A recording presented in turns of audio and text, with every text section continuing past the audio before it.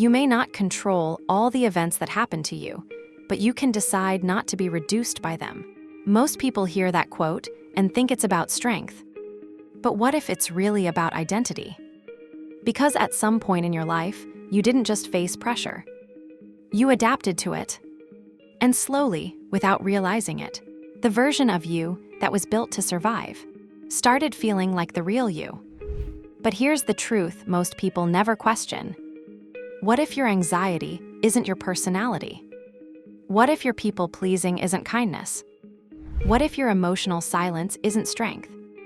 In this video, we're going to uncover the hidden self you built under pressure and how to recognize the difference between who you are and who you had to become to survive. How environments shape survival selves. Most people don't realize how much their environment shapes them, not just their habits, but their identity, sense of worth, and beliefs about what they can express. When you live in an environment that doesn't fit you, you become someone you were never meant to be. It's not a weakness, it's your body and mind trying to keep you safe under pressure. The self you created to survive was necessary. It protected you when you needed it and helped you keep going when you couldn't be yourself. There's no shame in that, it shows your resilience. But survival traits come at a cost.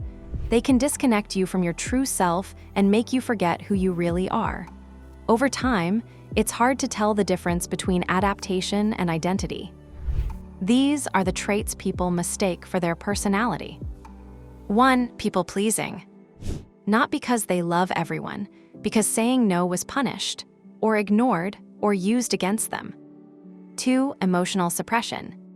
Not because they feel less, because expressing anything created conflict, or judgment, or consequences. 3. Overthinking. Not because they enjoy analyzing, because they had to predict reactions to avoid harm. 4. Self-silencing. Not because they are naturally quiet, because speaking up once led to embarrassment, anger, or rejection. 5. Hyperindependence. Not because they dislike help, because nobody was reliable when they needed support. 6. Hyperproductivity.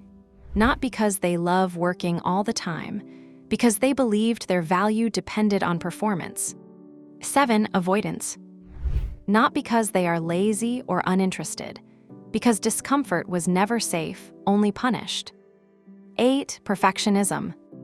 Not because they love flawless standards, because mistakes were treated like personal failures. None of these traits are your true self.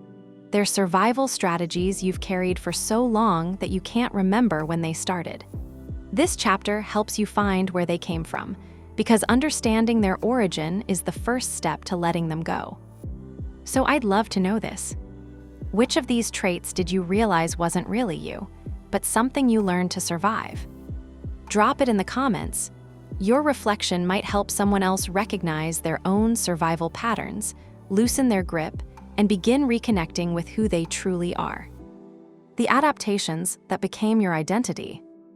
The hardest part of healing isn't letting go, it's realizing that what you need to let go of isn't really you. It's just a version of yourself shaped by the wrong environment.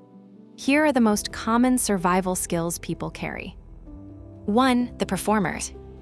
This is the part of you that tries to be whatever others want. You change your tone, energy, and even personality. You choose safety over honesty, and sometimes mix up approval with love or likability with belonging. The performer believes stability comes from pleasing others, not from being real. 2. The stoic. This self hides everything. You stay calm even when you're hurting, disconnect to avoid showing emotion, and tell yourself that feelings only make things harder. You learned that being vulnerable brings criticism. The stoic believes safety comes from silence, not expression. 3. The fixer. This self tries to solve problems that aren't yours. You carry everyone's emotional weight, feel responsible for keeping the peace, manage conflicts, smooth things over, and protect people who don't protect you. The fixer believes love is earned through service, not present. 4. The overthinker. This self overanalyzes everything. You predict how people will react, plan out conversations, worry about being misunderstood, replay every detail, and turn fear into logic. The overthinker believes danger hides in mistakes, not growth. 5. The disappearing self.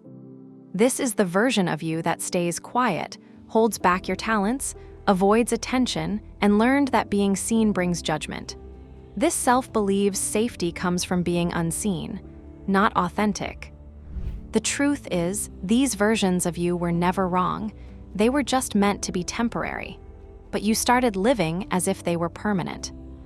If any part of this feels uncomfortably familiar, if you're starting to notice how much of your energy goes into managing yourself instead of living, I made something to support you. It's a free set of chapter previews with action-based prompts, designed to help you recognize survival patterns, quiet the mental noise they create, and begin separating who you are from who you had to become. You'll find the link in the description. Daily struggles that reveal false identity. When you're not living in alignment, it always shows up in your daily life. These signs reveal the parts of your identity built from survival, not truth. 1. You feel like you are living on autopilot. Your days start to feel repetitive, and you feel disconnected from what you do. It's like someone else is running your life. This is a sign you've been performing instead of truly living. 2. You apologize for things you don't need to apologize for. You apologize before you speak, ask questions, or share your needs. That habit comes from being in places where your voice wasn't welcome.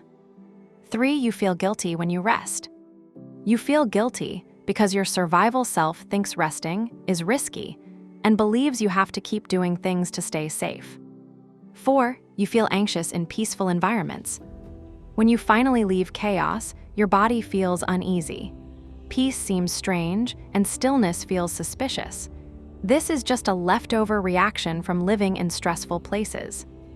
5. You struggle to make decisions. Indecision often comes from being in places where your choices were criticized. When every decision was questioned, you learned to doubt yourself. 6. You don't know what you actually like. People pleasers often lose touch with their own preferences. You start to only know what others expect, forgetting your own wants and your own voice. These struggles aren't character flaws. They're messages, reminders that your identity was shaped by pressure, not by your true self.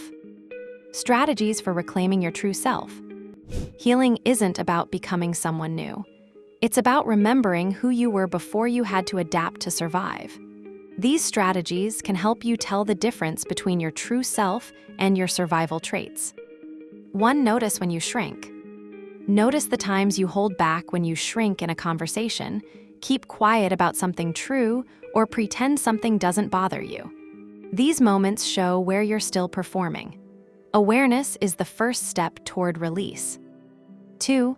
Ask yourself what you would do if fear were not a factor. Fear shapes your survival self, but truth shapes your real self. When you picture who you'd be without fear, you start to see the real you beneath the adaptations. 3. Practice small expressions of honesty. Begin with small steps. Share what you like, state your opinions, and say no without apologizing. Each time you do, you strengthen your true self. 4. Build environments that reward authenticity. Your true self grows when you're in the right environment. Notice the people who support your voice and lean on their encouragement until you feel strong enough to stand on your own. 5. Reconnect with old passions. The things you loved before you had to focus on survival can help you reconnect with yourself. Try them again, even if you feel out of practice or uncomfortable at first. 6. Understand that discomfort is part of reclaiming yourself. Your survival self will resist change and tell you to stay small or that being real is risky. But discomfort isn't danger, it's a sign of growth. 7. Challenge the rules you learned while surviving. You learned rules that were never supposed to last forever. Rules like, don't be too much. Don't speak unless spoken to. Keep the peace at all costs. Your needs are secondary. Your feelings don't matter. These rules were just tools for survival, not truths. Let them go gently. What it means to remember yourself. Reclaiming yourself isn't dramatic. It's gentle, slow, and steady. It feels like meeting an old friend, remembering your voice without fear, letting your shoulders relax, and learning to trust yourself again. You realize you were never really lost. You were just covered by survival, by expectations, and by environments that wanted performance instead of truth. The self you built to survive had a purpose. It kept you safe and helped you get through places that couldn't accept the real you. But now, as you find alignment, that self can finally rest. You no longer need to perform. You no longer need to shrink. You no longer need to predict reactions. You no longer need to please your way into belonging. Your truth has space now. You can return to your core self, the one that's been waiting beneath all the noise. You're allowed to reclaim who you were before you had to adapt, because the real you isn't fragile, broken, or hidden. The real you is simply waiting for space. Remember this. You were never meant to live as the version of yourself that learned how to survive. That self protected you when it had to, but it doesn't need to carry your life anymore. You don't have to become someone new. You just have to let go of what was never truly you.